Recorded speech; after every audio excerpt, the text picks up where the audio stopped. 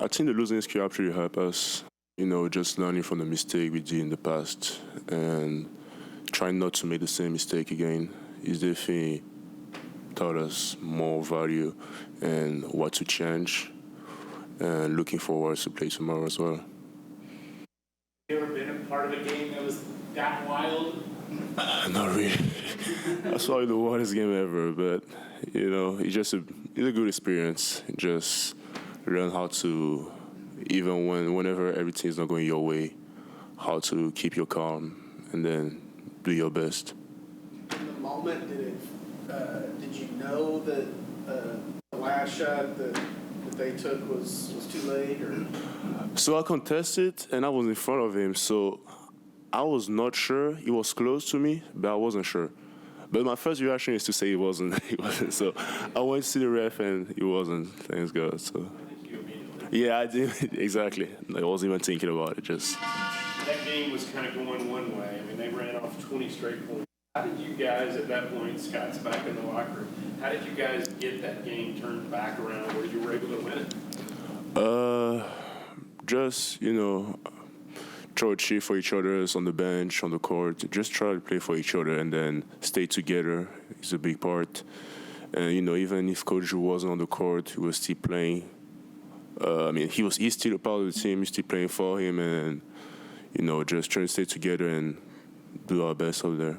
When Coach isn't out there, does something about the community? Does Coach Jacobs communicate things differently? Do things change in the way that things are relayed to y'all, or is it kind of the same, even over as the acting coach? It was kind of the same, just because during practice we used to everyone talking, so it wasn't something that was so different about it. But whenever Coach Drew was missing, we still felt it. But just the way that Coach Jacobs took over, they think helped us as well. For you, what's better, an alley-oop dunk or like a big? Anything that can help. Block, dunks, anything, I would just do it. Steve, I know a lot happened in the second half, so this is a lot to think back to. But at halftime, you guys go in up 12 and play some of the best basketball of the year. Do you remember what that message was at halftime before things got a little? That you're playing the Big 12. The game is never over. Against UCF, we were down, I don't know about how much, but we were down at halftime. So the same thing, we just got to close the game regardless of the score. So we came out for the second half like the score was 0-0. So. Obviously, you came back out and played. Just want to make sure it wasn't just adrenaline. Your knee's good. What happened there on that play when you went up? I rewatched it and I hit my knee on Jaden's head. That's what happened. I wasn't trying to, but I hit my knee on his head. That's what happened. You hit his head? Yeah, his head, the back of his head. Tech has a fifth-year senior, Warren Washington, 7-footer. What do you see from him? You'll probably be matched up against. So we already did a scout report. He's a good player. Just looking forward to play against him and get better. 7-footers have you played against? This year? Just in general, like even going back to? A lot. Yeah, a lot. I probably play against. Are you comfortable with that? I mean, like. Yeah, just he's a human being in front of me at the end of the day, so it doesn't matter who it is. He's just ready to play. How much more comfortable do you feel in the Big 12 and with the physicality of the league than you did? I would say it's getting better. I'm still trying to get used to it, but I feel like I'm taking a step forward every day. So. Oh, no, I've never experienced anything like that. 3 texts to the coaches is something I never thought I'd experience. But we stuck together. That's what we was talking about in the huddles, just stay together, make sure we got to get this win, because to us, every game is a must-win. How did y'all respond with Coach Drew not out there? I guess maybe Jacobs and As a whole, without Coach Drew, I think we did pretty good. We all kept our composure every time out, every huddle or whatever. Players were stepping up, talking in huddles, especially like Ray J. He was telling us all to stay calm. I mean, we're the ones on the court, so we just have to be relaxed. And then shout out to the coaches for sure. They didn't expect to be in that situation, but they did very well, made great calls, and I think that's why we won the game. Being a day and age where rosters change all the time, season to season, for a team to go through something like what y'all did Saturday, I mean, that's got to be beneficial. How do you think that's kind of affected team unity, and what have you kind of seen the last 24? I think now we know what we're capable of doing. The best teams are player-led, and I think in that situation, it gave us the opportunity to show how we are with our leaders. And then I think that's helped us grow. I think, let's say that happens again, we'll really know what to do. We'll all really keep our composure. And then, like we did on Saturday, everybody's just going to step up and take a bigger role. Speaking of composure, we've talked to you about this before, but I feel like when your shot maybe is not falling early in the game, you try to still find other ways to. Mm-hmm. I mean, always been your mindset, or? Yeah, it's definitely, especially before I even played a game here, coming in as a freshman, coaches were telling me, every day is not going to be your day. And I think I've really almost all conference really experienced that. And I think what coaches tell me, the best thing about myself is my intangibles. Like you were saying, when I'm not hitting shots, it's just always been my mindset I just want to win. So whatever it takes to win, I'm going to try to do.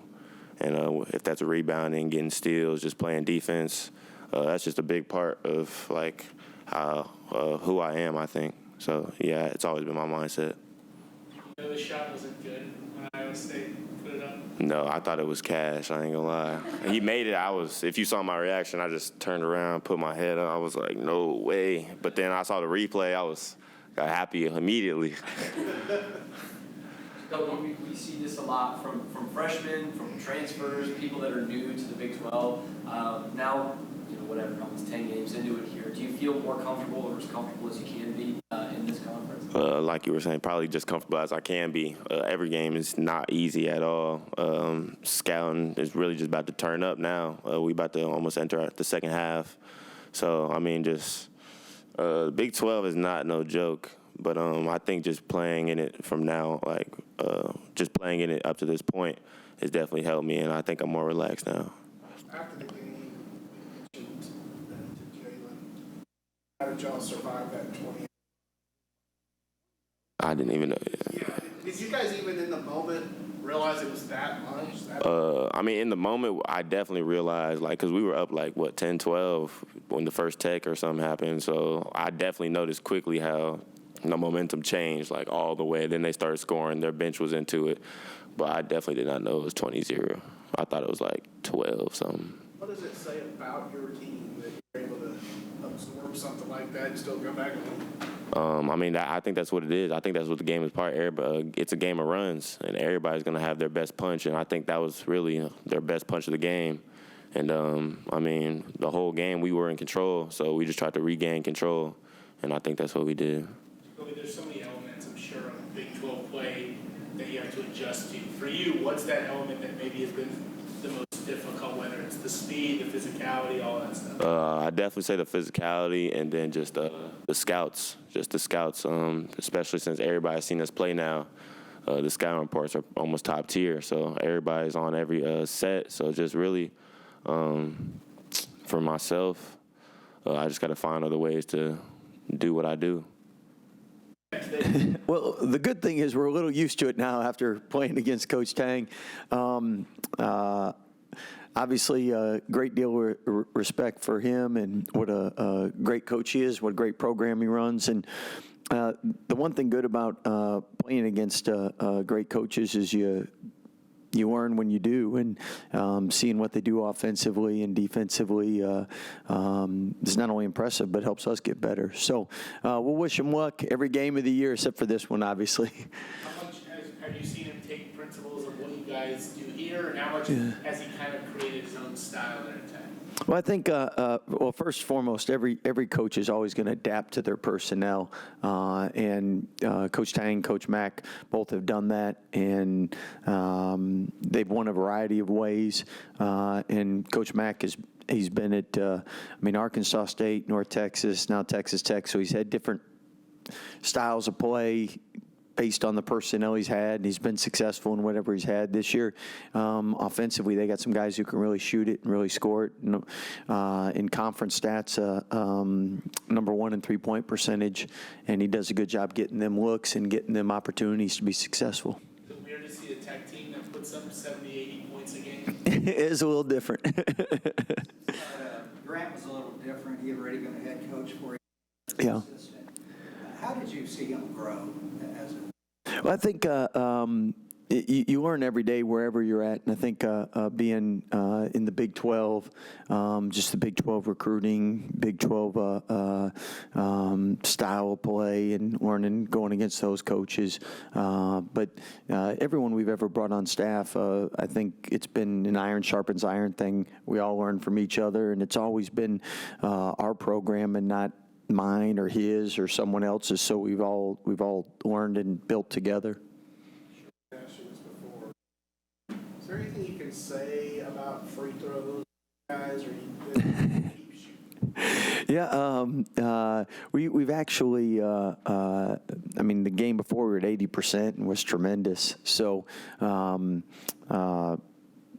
you work on it every day. And it's one of those things where no one's going to be perfect, but we're capable of being an 80% free throw shooting team. And one thing as coaches is we always change and adjust. If things are working, we stick with it. If it's not, we change up what we're doing. We've done and tried a bunch of different things free throw wise, and I think a lot of our guys have improved. Jaden, just in particular at the end of the game, I think if he's in that situation again, he'll make the last three. You know if that equal messed him up on those? Because I know Oh, definitely. kind of come down. I'm not trying to use it as an excuse. Yeah. Because Yeah. it looked like he almost came out. Yeah, one thing about Jaden is he's a tough player, and when he got here, we said, "Hey, it's Big 12. We need you to be durable and need you to be tough," and he's really done that. Building on that, I mean, you guys been pretty blessed with injuries. Yeah. Was it a little scary with Eve and Jaden, Well, in practice, you'll have those moments. So you're always prayerful, and Dave does a great job. It's not just in rehabbing, but prevention and recovery helps prevent injuries. And then Charlie does a great job with that as well. And unfortunately, they're a part of the game. They're going to happen. You just hoping that it doesn't happen where it's a long-term injury. Scott, you mentioned some of your former assistants, but it seems like they're always ready to be head coaches. Mm-hmm. Is it because of the one part of it, maybe the responsibility you Mm-hmm. give them, and that they've done a lot of things that coaches might do? I definitely think that's well. I think first of all, we do a good job of bringing people that are really good coaches and fit our culture. Are going to be successful. Second, I learned under my dad. My dad really delegated a lot. Some coaches tend to do more. Others tend to delegate more. And I'm always, many hands make light work. And the best way someone can get better at doing something is actually do it. And our assistants, when they're here, they spend time actually coaching, and I think the transition's a lot smoother and a lot easier, where if you come from a place where you haven't had those opportunities and you're doing it all on the fly. Coach, with the landscape that, your players, a lot of players want to get to play with each other once, maybe 2 years, even that, but with everything that happened, the Iowa State game, what do you think that kind of did for this team? And Yeah. has there been maybe a flip of the switch or a spark of the unity? Well, I mean, experiences bring you closer, or can pull you apart, and close losses, they can splinter teams. Usually close wins bring people closer together, and we personally prefer close wins here. But again, I think in the Big 12 you're going to have both, and you have to be able to move on and focus on the next game. Otherwise, if you don't, then you're not going to give yourself a chance to prepare to even have a chance to be successful. Coach, did you hear anything back from the league in terms of that game? No, not yet. What do you see specifically from this team? In conference-only stats, number one offense and number one three-point shooting team. So a team that really can 3-4 guys on the court can knock it down in a high clip, and they really stretch the defense. And then it's all centered around their 4 and 5. Their four-man does a great job in assist turnover ratio, being a point forward, and their big is an elite rim runner, and then the bench is gotten better and better and more consistent. I think Coach McCaslin feels good with his rotation, and like everybody in the league, you're 1 or 2 possessions away from being 7-0 or 2-5. He looked pretty dominant inside at times defensively against one of the better big teams in the league. And I always think, where have you seen him get more comfortable in the league and the physicality and everything that goes in? Yeah, I think definitely just used to the crowds, used to the physicality, used to when to go for a block, when not to go. A lot of times you go and then your man gets a rebound and just weighing all that, and then every level you go up, it's an adjustment to time, to size, speed, and quickness, length, all of that. And in the non-conference, we try to challenge ourselves, but at the same time, it's when you get in the league, you really grow. And what I mean by that is everybody in the league has a lot better scouting report on you by that time because they've played you in the past or they've seen 14 games already, so they have a tendency where early in the year, it's hard to scout teams that you only played a couple games, and players are just getting acclimated, or coaches are figuring out rotations and what they're looking at. And so I think, again, everything you get in conference is earned, and you don't get a lot of easy buckets, a lot of freebies, and everything's a grind, everything's physical, everything's tough. You talked about after Saturday night that you didn't get any explanations all night, technicals or otherwise. Yeah. How rare is that? I mean, you've obviously been in this league a long time. You've got a lot of respect around this game. Did it feel odd and out of place to not?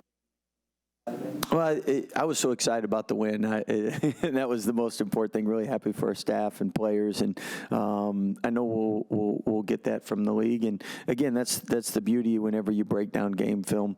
There's things that I always say it starts with you. What could I have done better? So I know. Whenever talking with officials, good or bad, I can be better at what I do, and that's what I focus on because that's what I can control. The other part, I'll let the league take care of. Scott, when it comes to rebounding, it can be both like a team and individual thing. As far as Eve and Josh goes, I feel like y'all are getting what you need out of them on the boards? Well, I think no question their best basketball's ahead of them for both of them, and it's how quick and how fast can they keep moving up steps. And that's what is exciting about this team. We got a lot of youth, got a lot of inexperience, and I know the grind, you hit a freshman wall, things like that, but at the same time, there's a lot of room to grow and a lot of room to improve, and by the end of the year, that's when you want to be at your best, and hopefully at the end of the year, those guys got a couple more strides in them because they're going to get there at some point. You just want it to be sooner rather than later. Building on that, Eve has had some blocks where he's just in the third row. You talked to him at all about, I mean, any block is good. Like maybe trying to Bill Russell type. Well, I think our biggest concern is making sure he's going for blocks when it's the right time to go for a block and not just taking him out of a rebounding position. The next step will be make sure, we don't hit any of our fans with the ball. Let's see if we can get a fast break. Scott, I think you weren't out there for this, sorry. But 20-0 run, you just don't, I know basketball's a game of runs, but you just don't usually see that. How do you feel like y'all responded in terms of, y'all got down to 7? Great poise by the staff and players, and it is a game of runs. And I mean, more than ever with the three-point shot and how quick things change and momentum and what the crowd brings to the 13 people on the floor. I mean, all that matters. You only have to win to John. Do you donate half that win to Jacobs's head coaching? The staff definitely deserve more than half of that, so 100%. Kind of going off the same vein, just what did you see from Coach Jacobs in terms of, everything kind of going which way, the crowd's really into it, to keep the guys' head on straight and to be able to overcome that 20-0 run and come back? Well, I think in the huddles we always have all of us coaches take turns, and I think all the staff really did a great job breathing confidence into them. Coach Jacobs called some great plays down the stretch, and I thought Coach Brooks defensively made some great adjustments going to the man and changing it up down the stretch. So I think the play calls, the defense, just the encouragement, keeping everyone focused was tremendous. But again, every day in practice, I see how good our staff is and what a great job they do. So that doesn't surprise me at all. Yes. Thank you, guys. Appreciate you.